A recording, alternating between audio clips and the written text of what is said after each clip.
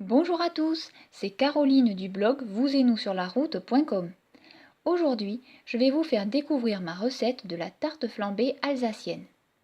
Vous savez que mon mari est alsacien et que la tarte flambée est un de nos plats favoris. Je l'ai découverte chez mes beaux-parents qui la font cuire de manière traditionnelle au feu de bois. On la déguste aussi bien à midi que le soir, lors d'un repas familial ou entre amis pour un repas convivial, ou encore tout seul pour le plaisir. Pensez tout d'abord à préchauffer votre four à chaleur maximale. La température maximale de notre four s'élève à 250 degrés. Et n'oubliez pas de mettre une bonne bouteille au frais.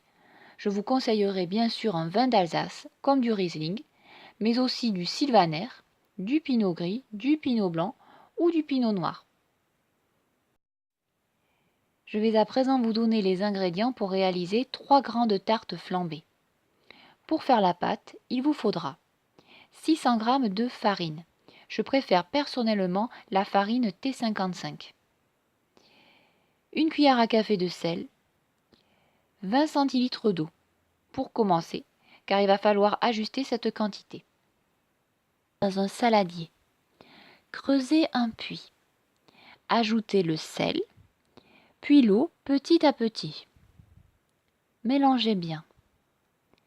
Si vous ne parvenez pas à former votre pâte, ou si elle n'est pas assez souple, ajoutez un peu d'eau. Si au contraire elle est trop collante, ajoutez de la farine. Ma pâte est désormais prête. Je la mets de côté et passe à la garniture. Il vous faut à présent 4 oignons ou plus selon leur taille et les goûts de chacun. Il vous faudra peut-être en couper davantage en préparant vos tartes flambées. Une barquette de lardons, fumé ou nature. Un œuf. Du fromage râpé, mais cela est une option. 400 g de fromage blanc. 400 g de crème épaisse ou liquide. Personnellement, je n'utilise que des produits allégés et de la crème fluide, mais vous pouvez très bien utiliser de la crème épaisse ou semi-épaisse. Pour commencer, nous allons mélanger la crème et le fromage blanc. Nous allons ensuite ajouter 2 cuillères à café de sel. Vous pouvez goûter pour vous assurer que l'assaisonnement vous convient. Nous ajoutons encore un œuf, la muscade et le poivre à votre convenance. Couvrez le récipient et mettez-le au frais. Passons à présent aux oignons.